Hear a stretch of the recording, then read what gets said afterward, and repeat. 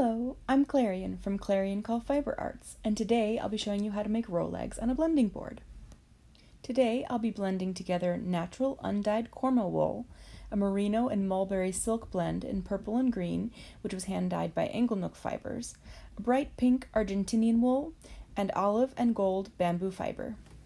If you've never made Rolags before, basically all you're doing is combing your fibers by drafting them over the carding cloth and then rolling them up with dowels.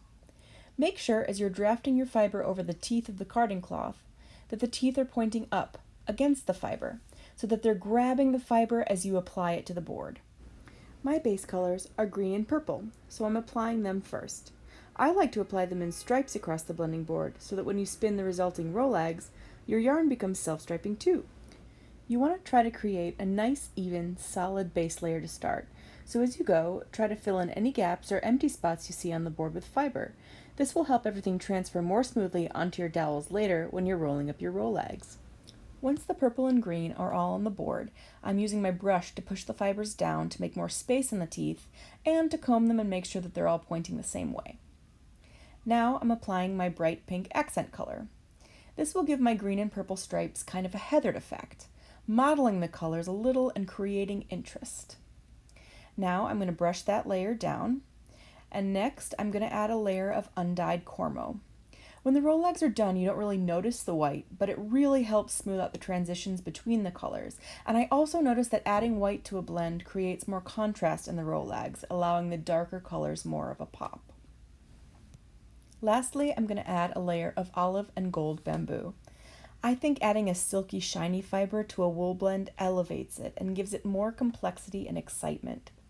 I always try to add a silky textural accent, either with a silk or with a silky plant fiber. Not only is it super pretty, but it really slips through your fingers more satisfyingly as you spin. Give everything one last brush down, and then it's time to roll everything up. I find it easier to lift the fiber out of the teeth at the bottom of the board and draft it out just a smidge to help get things going. Then put a dowel on either side of the fiber, sandwiching it between your dowels, slide it to the end of the fibers, and begin rolling it away from you. Then alternate drafting your fiber out and rolling it up until it feels like you have a solid amount on your dowels. Now I grant you, I'm not the best Rolag roller. Some people make it look so effortless, but no matter what I do, I always have a little bit of trouble getting them going. And if this happens to you too, don't worry. Even if your Rolags aren't perfect to look at, they're still super fun to spin.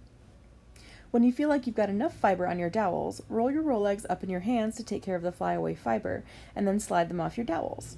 And there you have it, our first pretty little Rolag. Then all you have to do is just repeat the process.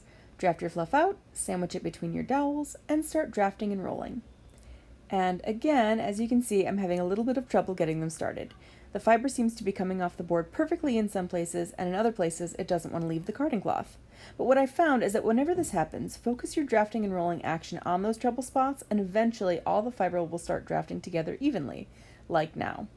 If this is something you struggle with too, remember it doesn't matter how you start, it's how you finish that counts, right? And look how pretty those colors are going together. It's just what I hoped for.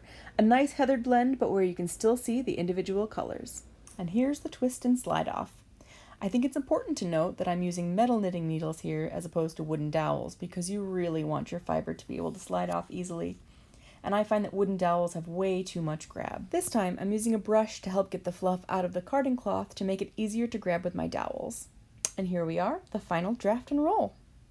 In case you're in the market for blending boards, I made this one myself by stapling a 12 by 12 inch piece of carding cloth onto a bamboo cutting board. I'll leave the link to the DIY kit I used below. It ends up being a little cheaper option than the other blending boards on the market.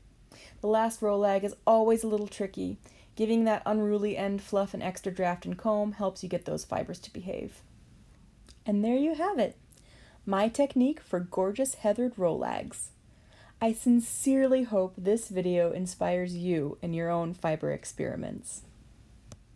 If you liked this video, hit the like button or subscribe to my YouTube channel.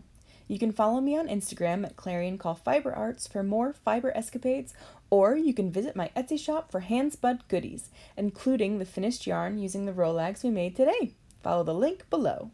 Happy crafting!